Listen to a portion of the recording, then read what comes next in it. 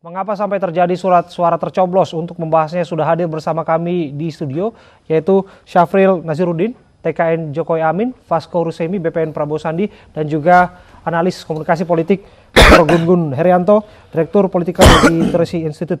Assalamualaikum, selamat sore Bapak-Bapak. Selamat sore. Saya terlebih dahulu ke Fasko. Ya. Fasko, komentar Anda soal temuan ini. Ya, memang kita melihat di sini banyak sekali tindakan-tindakan kepanikan dari kelompok sebelah ya. Karena secara kasat mata dan secara yang bisa dilihat langsung oleh mata, Prabowo Sandi sudah jauh memimpin, jauh unggul di sini. Nah, yang kita mengapa Anda menamakannya dengan kepanikan? Anda langsung berpretensi bahwa ini dilakukan oleh kubu 01? Ya kan kita bisa lihat sendiri videonya seperti itu. Dan Panwas pun mengakui bahwa itu memang betul ada kejadian seperti itu. Sinyalemen apa yang kemudian Anda sampai pada kesimpulan kepanikan dan ini adalah bagian dari kecurangan maksud Anda? Jadi gini Mas, kalau dari sisi kasat mata kan kita bisa lihat di setiap acara-acaranya Pak Prabowo nih, Prabowo dan Pak Sandi, ini selalu bertumpah ruah masyarakat datang, betul-betul berlimpah masyarakat datang ke sana, dan datang itu juga bukan dimobilisasi, bahkan mereka datang itu timbullah rasa gotong royong yang ada di situ.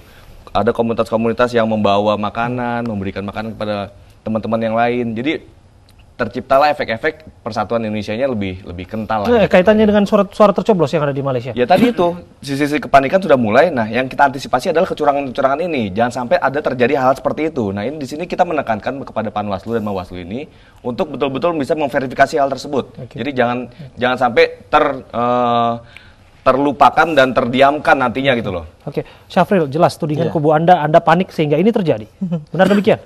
Menurut saya Bro Fasko ini terlalu terburu-buru. Menurut saya terlalu terburu-buru. Jadi mari kita bisa melihat dari awal ada isu tentang 7 kontainer surat suara tercoblos.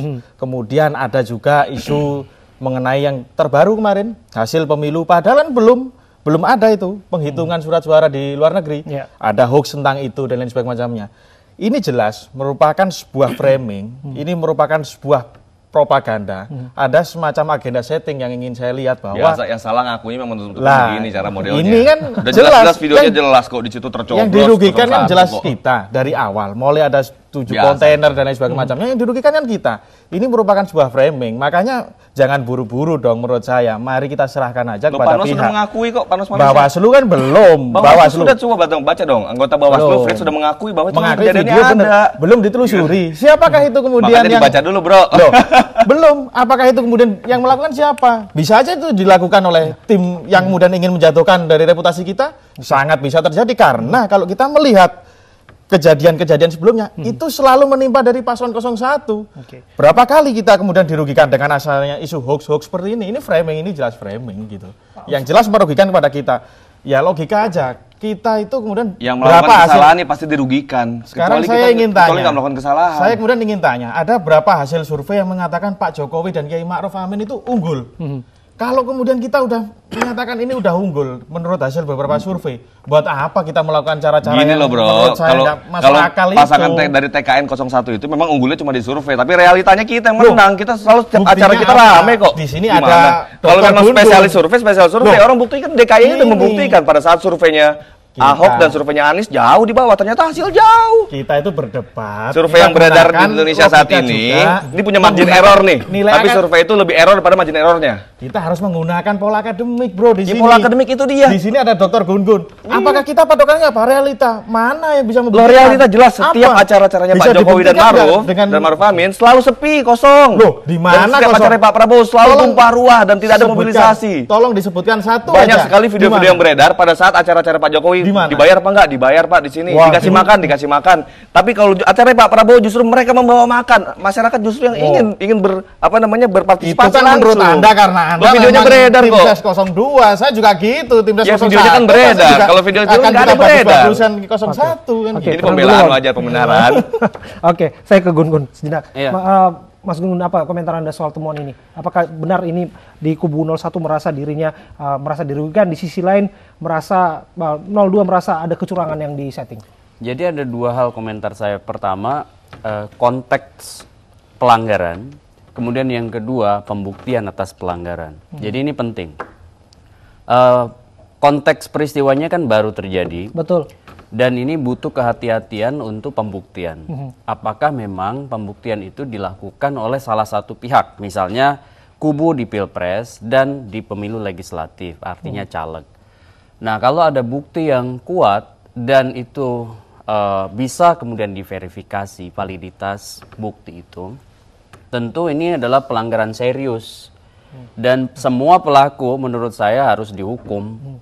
Entah ada ancaman pidana juga. Iya, jelas itu pidana. Dan itu menurut saya Panwas sampai ke Bawaslu itu harus menegakkan aturan Undang-Undang Nomor 7 2017. PKPU-nya sudah sangat jelas. Dan menurut saya semua pihak jangan menghalang-halangi proses penegakan hukumnya begitu.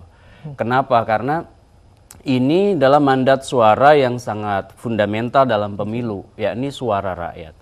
Nah, persoalannya memang kita tidak bisa oversimplikatif, menyederhanakan masalah atau keterburuan namanya jumping conclusion atau penyimpulan yang melompat. Misalnya, jumping conclusion bahwa ini dilakukan oleh satu pihak atau jumping conclusion ini adalah framing. Pihak yang tercoblos misalnya dalam surat iya, tersebut. bagi saya kedua-duanya bisa mengalami yang disebut jumping conclusion tadi. Satu-satunya cara untuk menunjukkan kebenaran menurut saya adalah data dan pembuktian atas data itu. Begitu. Dan benar juga, apakah suatu kebetulan juga jika ditemukan ada calon legislatif juga yang tercoblos dalam surat suara legislatif. Iya, kabarnya kan ada 2 caleg yang diuntungkan dari pencoblosan itu dan Pilpres salah satu kubu. Makanya kemudian menurut saya begini, Abraham, udah jelas aturan mainnya, artinya penstrukturan adaptif atas aturan yang kemudian sudah dikonsensuskan menjadi aturan main pemilu, itu kan sudah sangat jelas, tegas, itu dilarang mencoblos di luar tanggal hari pencoblosannya. Betul. Ini kan pencoblosannya tanggal 14. Ya. Ini sudah dicoblos, jika benar itu ada dilakukan pencoblosan, itu pelanggaran paling fundamental gitu. Apakah ini berimplikasi kepada calon tersebut? Jelas berimplikasi. Kalau memang nanti bisa dibuktikan, itu mulai dari, menurut saya harus dihukum dan hukuman yang sangat maksimal. Terutama bagi pihak-pihak yang terkait dan diuntungkan dari peristiwa pencoblosan itu. Karena apa? Bagaimanapun basis material pemilu itu apa sih? Kan suara rakyat. Betul. Yang itu terrepresentasikan dari suara yang dicoblos mereka. Ya kalau kemudian dicobloskan berarti kan ada manipulasi suara. Taruhlah misalnya hanya di satu tempat Selangor ya. Dan itu bisa saja kemudian modus itu terjadi di ragam tempat kalau kemudian tidak dilokalisir melalui penegakan hukum yang seadil-adilnya. Begitu. Oke, saya ke Vasco. Vasco, jika kemudian Anda melihat ada kepanikan dan ada nuansa kecurangan, sudah dilaporkan? Ya harus dilaporkan, segera akan kita laporkan. Gini Mas, permasalahan sekarang ini, Bawaslu pun sudah mengakui ada surat suara yang dicoblos itu, gitu loh. Jadi saya meminta kepada semua pihak dan semua aparatur negara jangan coba menghalang-halangi inilah, karena kita coba jalankan pemilu ini sesuai dengan etika-etika yang jujur dan adil tersebut gitu loh. Jangan sampai timbul rasa dari masyarakat tidak percaya kepada lembaga-lembaga tersebut gitu loh. Oke. Yang disampaikan oleh Mas Gun juga menarik soal jangan sampai jumping conclusion, jangan sampai ini diarahkan bahwa ini disetting untuk memenangkan pasangan lawan Anda, tentu saja. Loh bukan. Saya pribadi tidak jumping conclusion. Saya melihat video itu dan diakui oleh Bawaslu. Bawaslu sudah ngakui kok, memang betul ada surat suara yang dicoblos. Oke. Tapi kan hingga saat ini kan pelakunya dan mereka berafiliasi kepada siapa? Bukan bicara pelaku, di situ kan sudah terlihat siapa yang diuntungkan. Caleg siapa yang dicoblos, capres siapa yang dicoblos. Berarti apakah pihaknya pihak orang lain? Siapa lagi? Komentar Anda. Gini, jadi kita jangan sampai jumping conclusion yang dimaksud oleh Dr. Gun-Gun ini tadi, jangan sampai kemudian kita terlalu terburu-buru dalam menyimpulkan. Kita belum tahu pelakunya siapa, kita belum menangkap, dan pencoblosan masih tanggal 14. Kalau tanggal 14 masih pencoblosan dan hari ini surat-surat sudah tercoblos, bagaimana untuk di tanggal 14? Itu kan KPU sebagai penyelenggara pemilu yang bisa menjelaskan. Bagaimana nanti siapa masyarakat di Malaysia, masyarakat Indonesia yang ada di Malaysia, mereka akan mencoblos apa kalau surat-suratnya udah tercoblos? Lah, ini kan yang harus dibuka terlebih dahulu, harus ditelusuri terlebih dahulu. Jangan jumping conclusion. Sedangkan saya mengatakan kenapa ini kemudian ada framing? Karena saya melihat ini dari kejadian-kejadian yang sudah pernah terjadi, ini saya melihat, nah 1, 2, 3, ini sangat sistematis. Ada skenario yang disiapkan? Sangat terstruktur, sangat masif. Berapa kali kemudian ini bisa terjadi? Lah, kemudian hari ini arahnya Bro, BPN tuh banyak sekali menemukan suara-suara tuyul di lapangan ya. Gimana saya nggak bilang itu panik bahwa suara tuyul yang seperti apa maksud Anda? Ya banyak sekali lah, kayak misalnya DPT pun belum jelas sampai saat ini kan, masih belum selesai permasalahan DPT itu. Terus permasalahan gimana saya bilang nggak panik, kalau nih Mas ya, kalau mau kampanye aja BUMN sampai dibikin ulang tahun 2 kali untuk mengundang kampanyenya. Gimana nggak panik begitu? Gini, gua ngasih tips deh. Saya ngasih tips bagaimana biar kampanyenya itu rame. Tahu nggak caranya gimana? Undang aja salah satu di antara Pak Prabowo atau Pak Sandi datang ke situ. Pasti rame, saya jamin tuh kampanyenya. Sekarang saya juga ingin menanyakan. Biar nggak kosong maksudnya kampanyenya. Kalau teman-teman dari 02 ini nggak panik, buat apa terusan bikin kemudian ngeramein isu tentang 7 kontainer, kemudian ada hoax surat yang bikin itu siapa? Orang bukan kita, ini lagi hoax nih. Jelas. Lagi menciptakan hoax kan? Jelas. Kita tahu Twitternya siapa aja. Yang menyebarluaskan itu siapa? Yang itu kan dapat informasi dari siapa? Dikonfirmasikan dari ke Twitternya. Yang mengamplifikasi itu semua siapa ini aja. jam conclusion namanya begini. Nggak bisa. Ini udah ada kejadiannya kok. Ini jelas kejadiannya berapa kali. Kalau kejadiannya hanya 1 kali, 2 kali, mungkin ini sebuah kebetulan. Tapi kalau kemudian kejadian ini berulang-ulang dan sama, jelas ini sinyalemen. Dan siapa yang dirugikan? Ya sekarang gini loh, Pak Prabowo, contohnya gini, Pak Prabowo itu dituduh sekarang akan mendirikan negara khilafah. Satu sisi Pak Prabowo dituduh juga punya sisi keislaman yang keislamannya juga yang tidak jelas. Nah, gimana bisa ketemu? Ini kan logikanya bukan akal sehat namanya begini. Siapa itu yang mengatakan? Ya dari sebelah. Ada yang bilang Pak Prabowo katanya bilang mau mendirikan negara khilafah. Satu lagi keislaman Pak Prabowo nggak jelas, nggak ketemu itu. Dari mana akal sehatnya? Tenang dulu, Pak Sko dan teman-teman, kita simak dulu apa tanggapan Bawaslu terkait dengan surat suara yang sudah tercoblos di Malaysia. Berikut keterangan Ketua Bawaslu Abhan.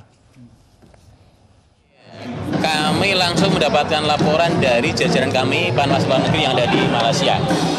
Saat ini kami sedang mengumpulkan berbagai dokumen alat bukti, ya, data-data pengawasan pengawas pemilu, dan sore ini nanti sampai malam inilah kami akan ada keputusan kami, apa yang harus kami keluarkan, tindakan kami.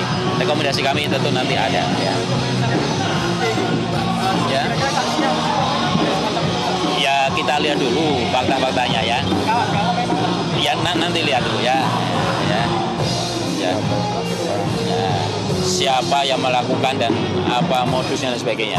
Tapi tindakan kami saat ini kami sudah mengumpulkan data dokumen bukti hasil pengawasan jajaran kami di Malaysia.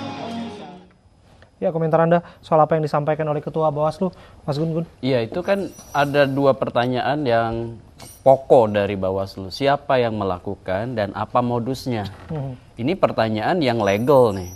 Aspeknya bicara menelusuri aspek legal dari sebuah potensi pelanggaran. Saya katakan potensi pelanggaran. Kenapa? Karena itu menjadi pelanggaran ketika sudah ditelusuri. Bahwa benar apa yang faktanya ada surat suara tercoblos. Tetapi kemudian suara yang tercoblos itu harus diverifikasi siapa yang mencoblosnya. Dan apa modusnya, sehingga kemudian Bawaslu itu bagian dari yang dikeluarkan oleh KPU. Iya, karena Bawaslu nanti akan bikin putusan. Kalau kemudian putusan Bawaslu mengacu kepada alat bukti, itu bagi saya adalah hal yang memang sudah seharusnya. Cuman memang Bawaslu harus lebih proaktif. Kenapa? Karena ini kan seringkali modus-modus seperti ini berhadapan dengan satu stelsel aktif yang berjejaring. Maksud saya begini, power dari orang yang melakukan itu bisa jadi punya power ekonomi dan punya power politik. Sehingga misalnya taruhlah caleg yang punya kepentingan. Ini kan jejaringnya bukan hanya jejaring biasa kan. Ketika misalnya jadi soal TSM tadi Anda sepakat soal itu? Ya, saya pikir terstruktur, sistematis dan masif itu kan ada prosentasenya. Kayak misalnya di wilayah titik mana saja, di sebuah TPS mana saja. Kalau kemudian satu dapil itu kemudian TSM, menurut saya harus sampai didiskualifikasi tuh calegnya. Begitu. Kenapa? Karena itu kan terstruktur, sistematis dan masif, itu sebuah pelanggaran yang maha berat terutama dalam penyelenggaraan pemilu. Pilpresnya nggak ada diskualifikasi. Kalau pilpres masalahnya adalah apakah Selangor itu bisa kemudian diidentifikasi sebagai TSM dalam konteks wilayah Indonesia, kan gitu. Dalam kacamata hukum. Nah ini yang kalau dalam kacamata hukum. Bagi saya seluruh pelanggaran sekecil apapun itu merupakan nokta hitam. Ya. Dan itu tidak bisa ditolerir terlepas dari sanksinya yang akan diturunkan karena TSM atau tidak. Ya kan? Saya tidak ada urusan dengan TSM. Setiap pelanggaran itu menurut saya adalah bukti bahwa pemilu itu masih bisa menjadi semacam political game. Oke. Nah, kalau kemudian bagi legislatif jelas kan ketika satu dapil itu bisa kemudian menjadi TSM gitu. Ketika misalnya TPS-nya bisa merepresentasikan TSM itu begitu. Menarik, yang kebetulan satu dapil dengan Bung Vasco juga ya, yang mendapatkan suara alias tercoblos namanya di sana. Kita akan bahas lagi nanti ya, Vasco, Syafril dan juga Mas Gun-Gun, kami akan kembali untuk Anda saat lagi. Anda kembali bersama kami pemirsa, berikut kita simak pernyataan Presiden Jokowi terkait penemuan surat suara yang dicoblos di Selangor, Malaysia. Kalau itu benar dan itu merupakan pelanggaran, laporkan aja ke Bawaslu. Mekanismenya jelas kok. Kalau sudah diangkat isu-isu yang nggak jelas lah. Penghitungan suara itu dilakukan nanti pada tanggal 17. Kita harus tahu itu. Di mekanisme itu harus semuanya tahu.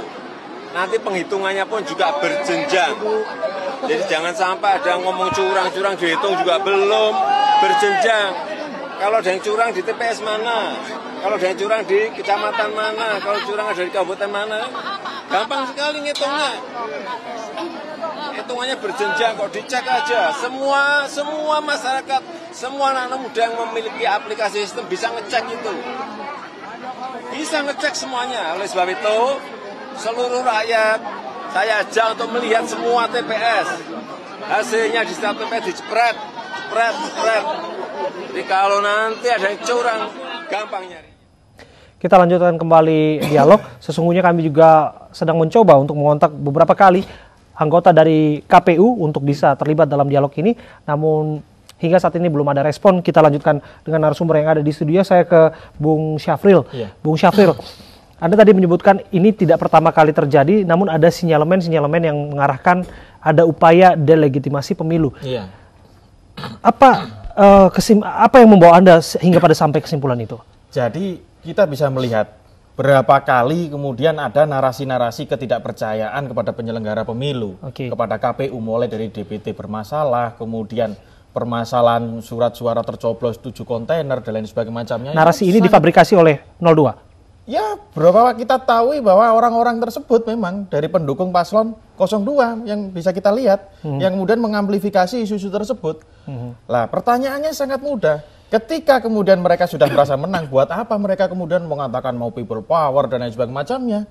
Kalau memang udah merasa menang, ya udah, tunggu aja hasil pemilunya. Seperti yang dikatakan Pak Jokowi, dalam sistem demokrasi kita semua sudah memiliki instrumen-instrumen. Ada penyelenggara pemilu. Ketika ada permasalahan, ada Bawaslu. Ketika hasil pemilu ini nggak sesuai atau nggak diinginkan, kita bisa melanjutkan ke MK dan lain sebagainya. Kita sudah punya kok instrumen itu.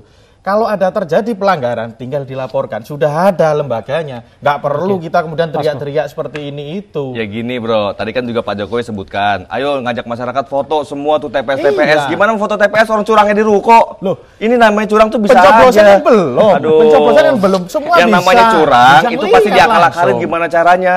Dan sekarang itu baru terjadi, baru yang terfoto di satu titik. Bisa jadi loh, bisa jadi diduga di tempat lain juga terjadi seperti itu. Karena kepanikan yang terjadi sebenarnya. Ya, soal narasi yang disebutkan tadi, gitu narasi yang disebutkan tadi, narasi membangun kecurangan dan upaya untuk mendelegitimasi pemilu.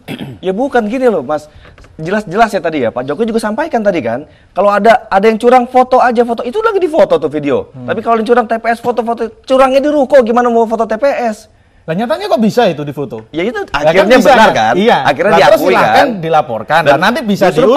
Panwas lah sudah melaporkan, jelas itu benar. Iya, nanti silakan dilaporkan, mari kita tunggu hasilnya. Bener nggak itu kemudian terjadi kayak gitu, narasi-narasi yang dibangun biasa, kalau pembenaran kan? Kalau orang salah biasa selalu melakukan pembenaran, wajar kok. Bukan itu masalah pembenaran lah. Terus maunya teman-teman dari 02 ya maunya yang langsung ditindak lah, udah jelas. Dipercepat karena pemilu sebentar lagi, jangan sampai masyarakat mendelegitimasi lembaga-lembaga tersebut Anda gitu loh. tahu kan mekanisme hukum Dipercepat. seperti apa? Mekanisme hukum kan Kalau mau ada. dipercepat bisa kok orang jelas buktinya. Kita tahu Ya. mekanisme hukum, kita laporkan, kemudian Gini, ada kalau takut nanti menindak. kampanye tanggal 13 itu rame, nggak usah ngundang karyawan BUMN, undang Bang Sandi enggak aja atau undang ada. Pak Prabowo biar rame. Kita pasti Gitu aja rame deh. kalau tanggal 13. Tenang aja, Bro. Iya.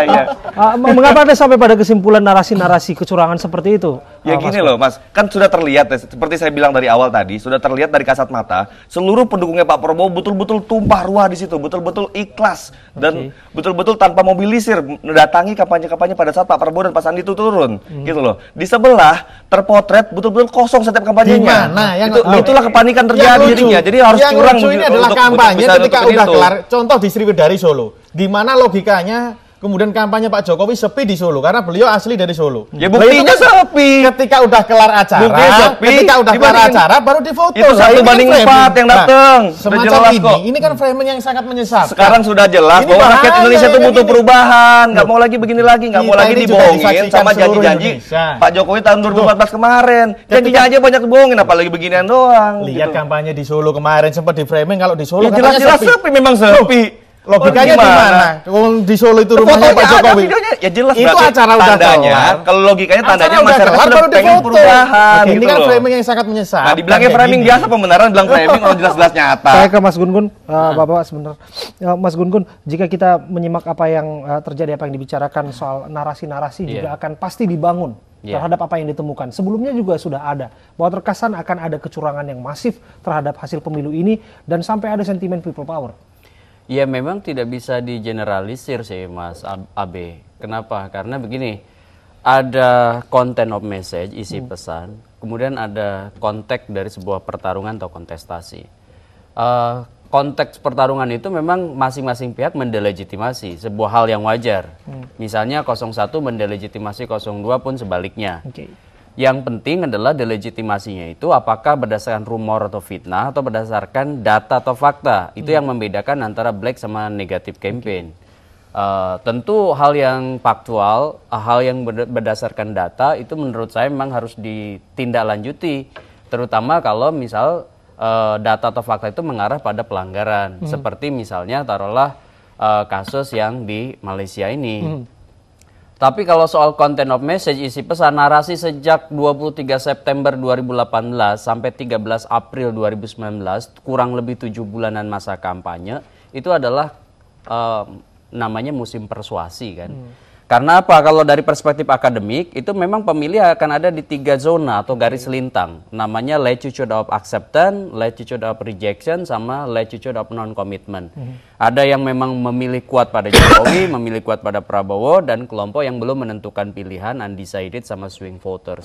Itu hal yang lumrah. Nah, yang dipengaruhi oleh narasi-narasi seperti teman-teman, termasuk sore ini, adalah mereka yang belum menentukan pilihan dan swing, supaya kemudian migrasi menjadi pemilih capres-cawapres yang didukungnya, kan gitu. Selama tidak melanggar misalnya, taruhlah fitnah, atau mendelegitimasinya karena misalnya hoax, itu menurut saya sah-sah saja. Tapi kalau sudah memainkan hoax, sudah memainkan fake news, sudah memainkan misalnya hate speech, itu ada undang-undang, instrumen undang-undang yang sangat lengkap kita. Ada undang-undang ITE, undang-undang pemilu, kemudian undang-undang hak asasi manusia, kitab undang-undang hukum pidana. Jadi itu semua instrumen untuk memagari bahwa Anda bebas berbicara, tetapi rule of the game-nya ada kebebasan orang lain yang harus dihormati, kan gitu kan. Ini kan 7 hari menjelang 7 hari. Pilpres akan segera digelar. Ya. Namun yang terbentuk framingnya adalah bahwa ada gaya kampanye, gaya narasi yang dibangun masing-masing calon presiden yang berbeda. Ada bagaimana Anda melihat ini akan berhasil menggait para pemilih, mengangkat, mendongkrak elektabilitas? Oke, gaya personal sama gaya tim. Gaya personal itu Pak Jokowi kan equalitarian style, gaya kesetaraan. Pak Prabowo gaya dynamic style, to the point, asertif, dan seringkali menggunakan diksi yang agitatif. Ini gaya personalnya nih. Tetapi kemudian kalau kita bicara tim, memang ofensif dan defensif dalam waktu bersamaan selama masa kampanye itu tidak terhindari. Kenapa? Karena hubungannya tentu dengan memersuasi basis pemilih yang 192 juta.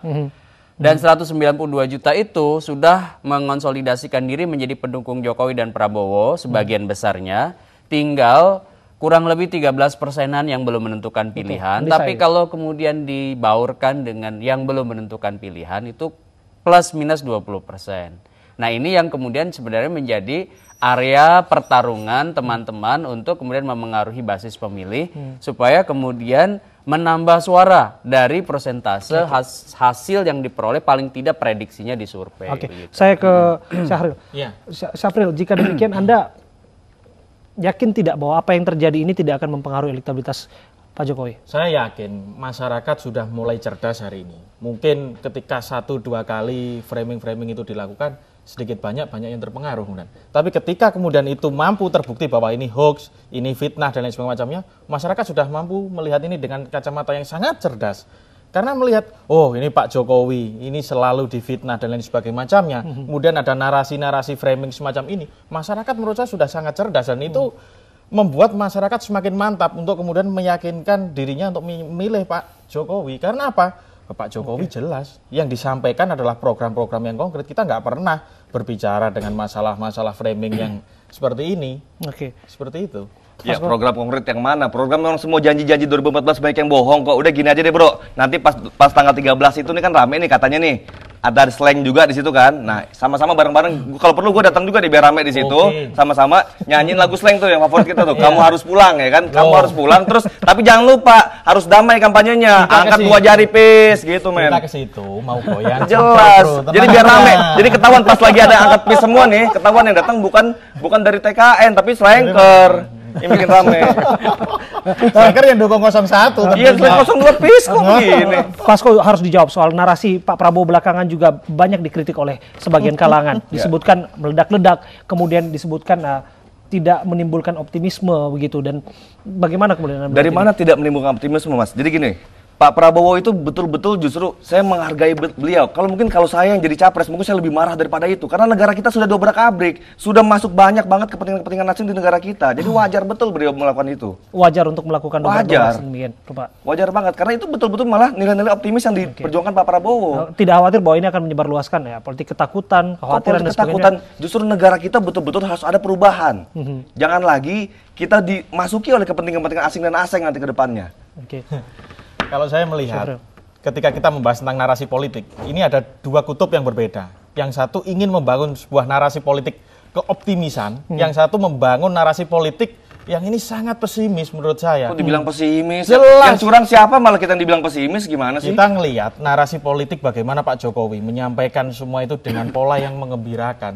Bagaimana kemudian Pak Jokowi menyampaikan Ingat dong janji-janji Pak Jokowi kampanye-kampanyenya 2014 dengan program-program. Kecapai nggak tuh janji-janjinya? Pak Jokowi bukan sosok tipikal yang kebanyakan retorika kosong, bukan sosok yang pemarah gebrak-gebrak Ya gimana meja nggak sampai retorika mic-nya kosong? 2014 berjatuhan. dia janji, tapi janjinya semua kebatalin kok nggak ada yang jadi. Lah, Pak Yang Prabowo dijadi seperti cuma apa? jalan tol tuh, jalan tol jadi jalan tol. Loh, Oh, jalan Anda tol lihat doang, Bang. KIP, KIS, Anda Ya lihat elah, jalan nggak kartu-kartu itu bikin ribet aja. Loh, Nah, Pak jalan Prabowo nggak? justru malah dengan satu kartu nih bisa nampung semua keluhan masyarakat. Ada nggak itu divisi Teknologi Anda? itu untuk mempermudah, bukan untuk mempersulit. Cukup dengan Anda- satu kartu, pilih Pak Anda Prabowo bilang- Sandi, jadi deh itu Anda semuanya. bilang cuma di kartu, ada nggak itu program-program itu di Oh, punya makanya buktikan ada nggak? Mas ada dong. Ada berarti nyontok kita Loh, dong bukan kalau satu ada. kartu. Kalau ada berarti nyontok Kalau kita. TKN Itu kan banyak program banget kartu, kita. rakyat disuruh ngurus kartu doang. Kita cukup KTP udah ada, semua bantuan sosial ada di sana. Saya nggak terlalu ngurusi masalah kartu. Yang saya permasalahkan adalah programnya. Adakah program Yo, Pak Prabowo yang itu? Itu programnya gimana sih? Kalau nggak ada orang jelas-jelas Bang Sandi di debat ketiga disampaikan cukup dengan kartu ini seluruh masalah teratasi betul. Udah Apa? lagi? Seluruh Mau masalah program yang mau apa? dibilang tadi pintar, mau dibilang apa tadi sosial segala macam-macam itu sudah ada semua di sana. Berarti nyontok kita dong Kok itu. malah nyontok? Terakhir saya ke Mas Gun-Gun ya. Iya. Mas Gun-Gun bisa diberikan pemahaman yang baik soal apa yang terjadi di Malaysia ini tidak akan serta-merta membuat ketidakpercayaan masyarakat kita terhadap penyelenggara pemilu dan juga pesta demokrasi dan tak lantas juga ada kecurigaan satu sama lain. Ya menurut saya kalau ibarat luka itu kalau memang berpotensi untuk menyebar harus diamputasi. Oke. Maksud saya Bawaslu ketika misalnya melihat kasus Selangor Malaysia ini, kalau memang benar ada tindak pidana, itu harus segera, itu saya setuju dengan Fasko, bahwa segera ditindaknya. Kenapa? Karena ini terhubung dengan kredibilitas penyelenggaraan pemilu. Kalau misalnya waktunya udah berdekatan dengan tanggal 17 April, maka jangan sampai kemudian mindset publik itu terbentuk bahwa penyelenggara berpihak pada salah satu paslon atau pada beberapa orang calon anggota legislatif, kan gitu. Sehingga kemudian muncul yang disebut dengan delegitimasi terhadap penyelenggaraan pemilu secara umum kalau kemudian tidak dilokalisir dengan penegakan hukum pada mereka yang melanggar. Oke, Gitu. thank you Mas Ya, Gun-Gun sama-sama. sudah berbincang bersama kami, Vasco dan juga Syafril. Dan terima kasih pemirsa yang sudah menyaksikan dialog ini. Tetaplah bersama kami. Kami akan kembali untuk Anda dengan informasi Panglima TNI dan Kapolri meninjau apel gelar pasukan gabungan TNI Polri dalam rangka pengamanan pemilu di Kota Bogor, Jawa Barat. Informasinya sesaat lagi.